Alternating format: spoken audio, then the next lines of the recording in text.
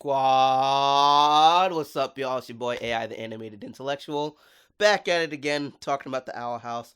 Excuse the shine on my skin and everything. It is a hot day up in here, and I have no AC in my room, and I gotta keep the fan on for the sake of doing this video. So we pushed through it, and yeah, let's get down to it. Talking about the Owl House, episode 9.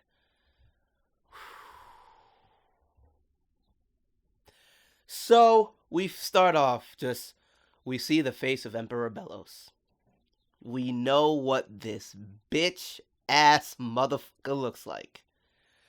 That is cool, didn't really expect too much. But of course we see the remnants of the curse going across his face. That's definitely some earthy, planty, wild magic type stuff. And we see the dimples and divots in it as if he's a decaying piece of wood. It's not a good look, fam. Not a good look. But anyway, we see him attempting to open the gates, all the pieces there. I want to point your eyes to something. You saw when the abomination turned the thing, we saw the magic flowing into the gate, blah, blah, blah.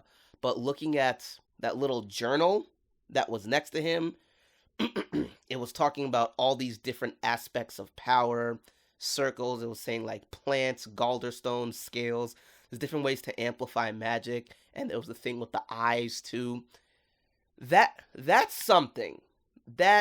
There's something to that. They'll call it a Grimwalker or something like that. These are my notes right here.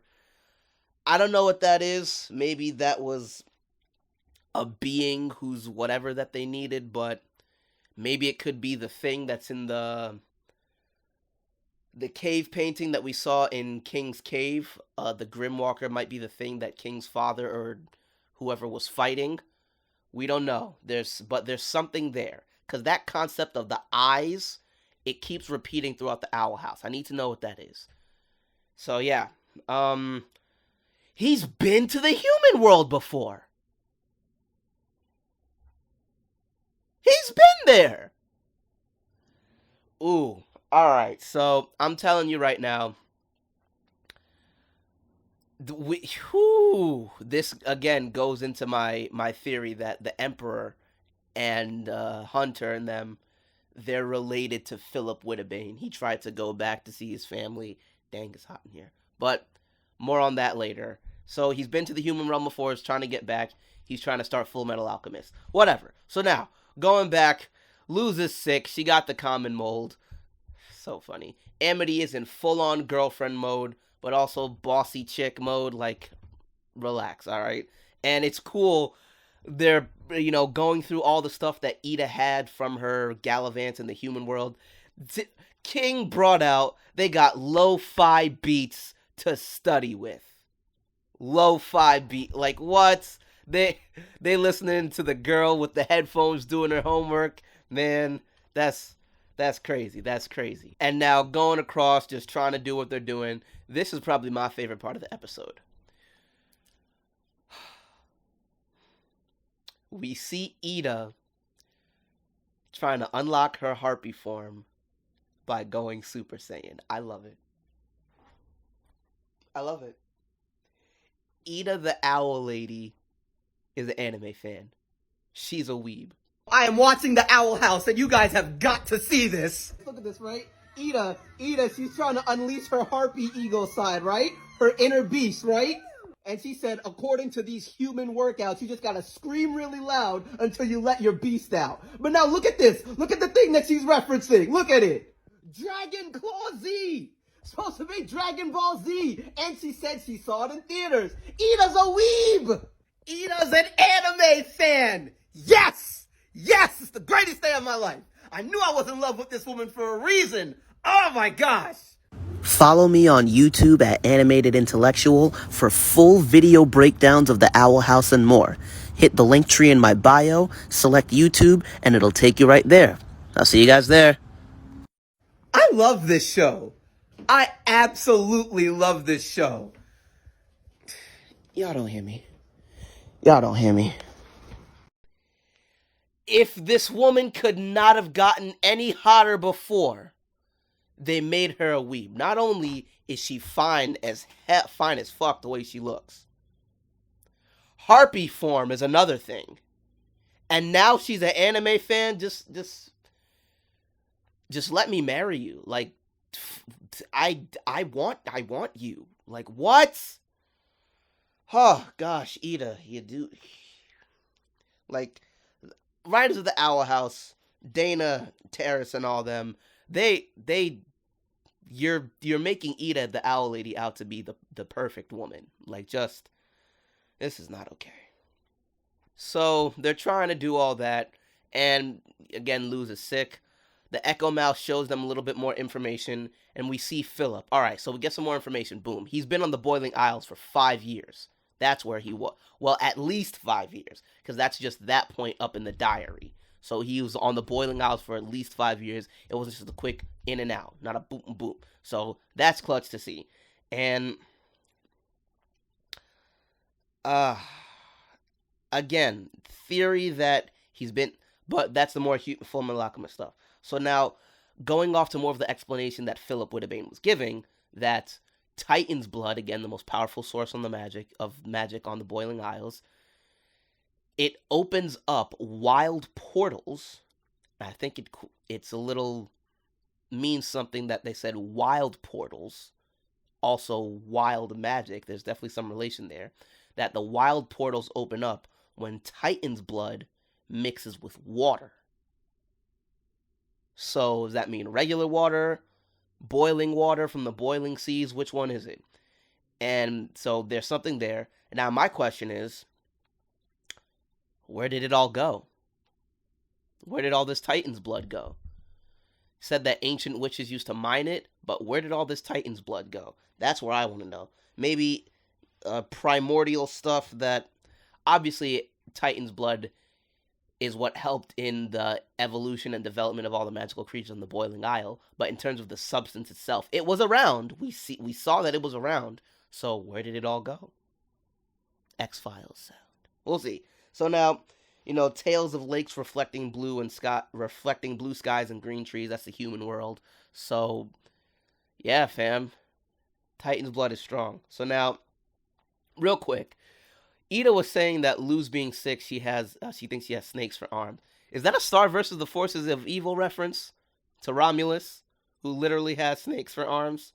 I mean, they both came from Disney, so I don't know. You tell me. But yeah, that was clutch. And also, in Luz's room, we see what looks like the Yu Yu Hakusho plushie, Yusuke's spirit animal when it's in its like regular form and not its like origin form. Anime references everywhere, fam. I just absolutely love it. Now, and Ida's a weeb. Like, this is fantastic. So now, going off. The diary said that they're journeying to Eclipse Lake. Now, Eclipse Lake, I think that is the place that we saw in Ida's vision with the owl, the episode previously, right? Because remember, the owl curse in Ida's dream, whatever, was running away from someone that wore a robe, and it fell into a lake. And the someone that it was running away from wore a robe that had eclipses on it, like the half moon and thing. It definitely looked like an eclipse. So I think Eclipse Lake probably has something to do with the curse. And now we're seeing that it's a source of Titan's blood. There's something there. There's something that's going to happen. So now, Kikimora is doing her harvesting. Golden Guard is trying to get back in the good graces. He sees Amity, King, and Ida as they're trying to get their way there. And it's funny because he's self-conscious about everyone calling his voice annoying. Like, why does everyone keep saying that? Because you're annoying. You're annoying. So now, yeah, that was clutch. And it's funny seeing Ida talking to Amity. Amity saying, as Luz's girlfriend, she's counting on me. And King and Ida are just like, bitch, relax. You just got here. Literally. Like, we've literally been taking care of Luz from bottom up since she came here to the Boiling Isles. Stop it. Stop it. Get some help. So, that was clutch. And boom. Now, they ambushed Hunter. They tied him up, and now they're going into into the caverns. And we see that the caverns, right? These caverns that they're going into, these are literally the veins of the Titan. Like, I want y'all to think about that really quick. Veins on our body, right? Only microscopic blood cells and things can fit through them, so on and so forth. Maybe even bigger arteries, like the heart is ones you can like really palpatably see. How big must the Titan be / have been for fully grown, fully sized people to walk through them casually and still have space? This thing was enormous. Good Lord, this thing was enormous. Oh my gosh, that was awful. So, yeah, I can tell because they shot the thing they shot the magic beam and then it started bouncing around. I can already tell right now they're gonna take remnants of Titan veins and use them as like anti-magic shields or something to be able to deflect the magic in case it, so on and so forth. Maybe even focus beams of magic, and that's just gonna happen. It is what it's too easy. So now, going back to the Echo Mouse was revealing more, talking about the Fool's Blood. Lou's trying to notify everyone, but they couldn't hear.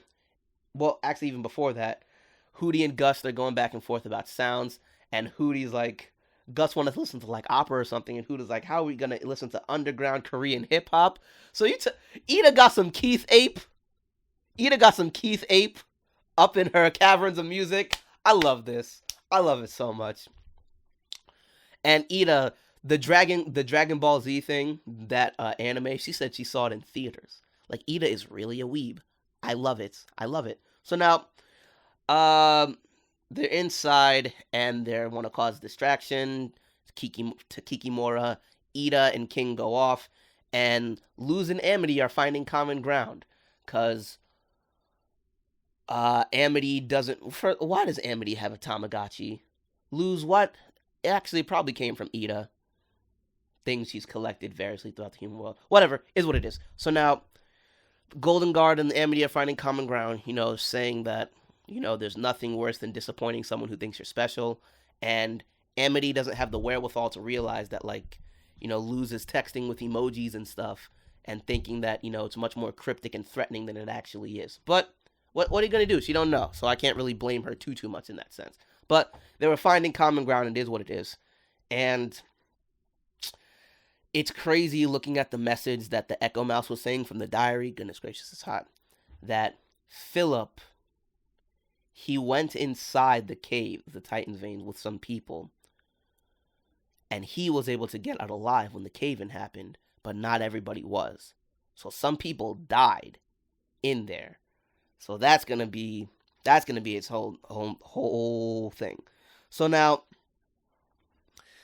they get caught. They fall because either they just had to touch the Fool's Blood, throw down the cavern, and then Kikimora's coming in a desperation. Amity lets the Golden Guard go. He double crosses her. Well, kicks her down, then goes to try to get the Eclipse Eclipse Lake to get the Titan's blood. Jesus. And then, bye! His little thing. I love Kikimora's evil monologue. Kikimora reminds me of Peridot from Steven Universe. She does. And yeah. So now, they see Amity. She tells them about the Golden Guard. And they're about to go get her.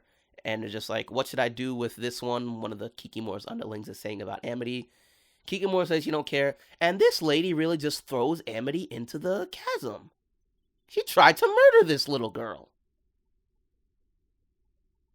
Wow. Crazy. Then they're going into the thing. Ida, she's having trouble going into her harpy form. She decides to talk to the owl curse. And shouts out to King.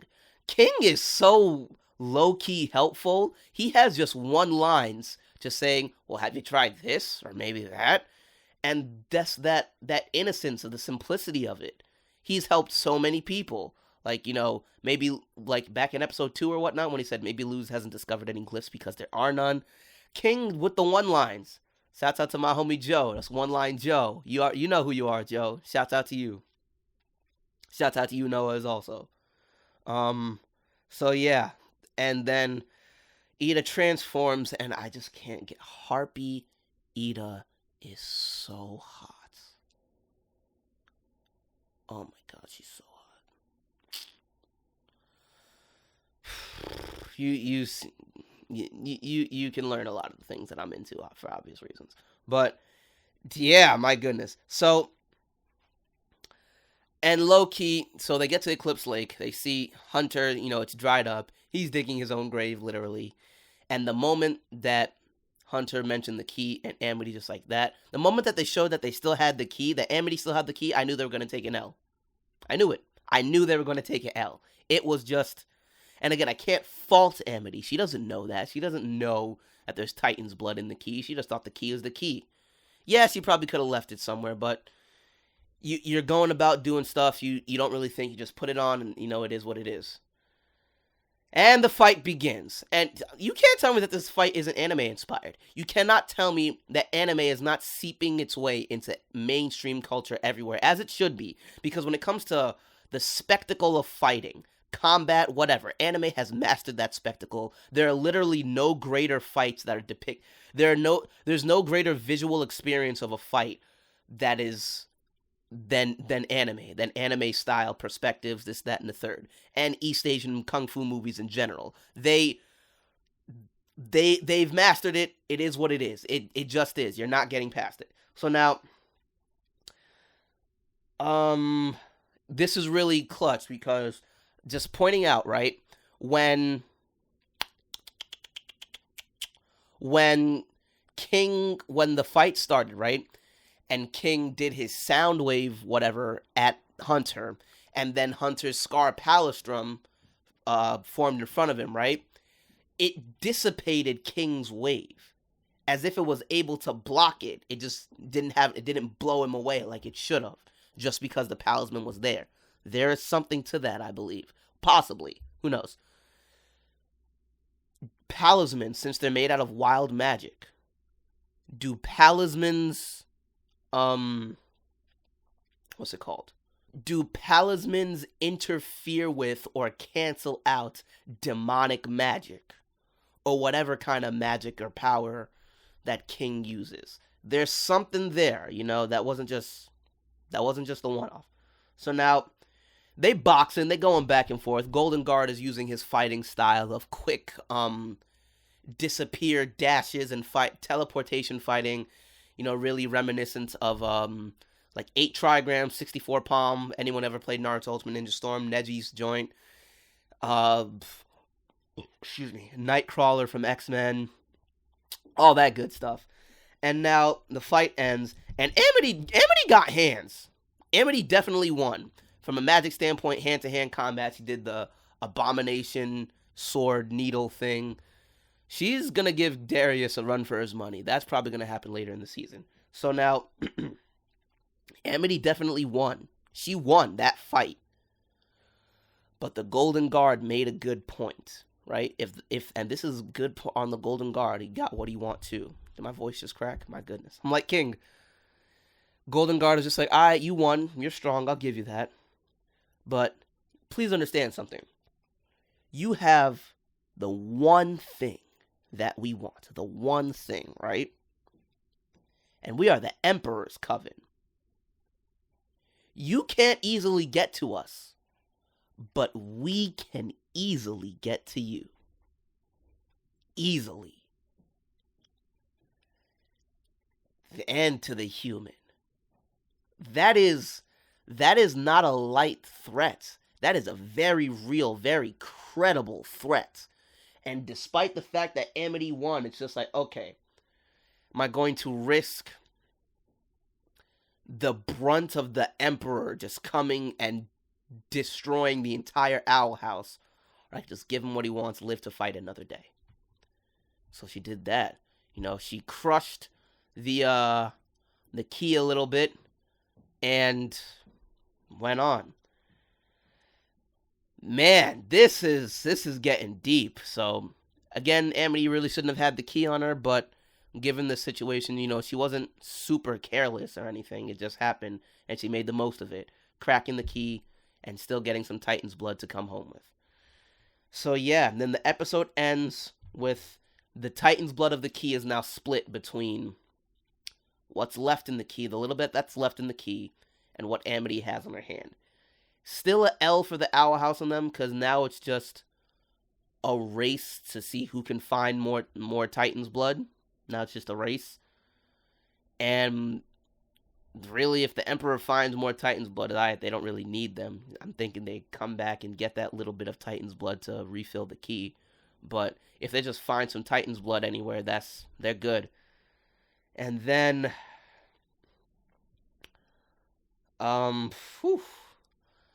we see that the Golden Guard Hunter is understanding his Pallasdrum more.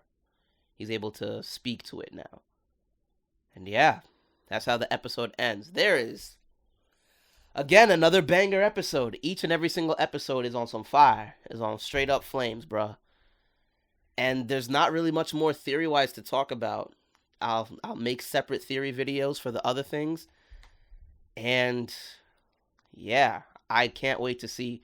I think this video will come out, today's Thursday, it might be even Friday that it comes out. But another episode on Saturday. Let's see what the show has. Be sure to hit the like button, subscribe, hit the bell for notifications. Follow me on TikTok, Animated Intellectual, Instagram, Animated Intellectual, Twitter, The Animated Intel, and yeah, I'll see you guys next time. AI out!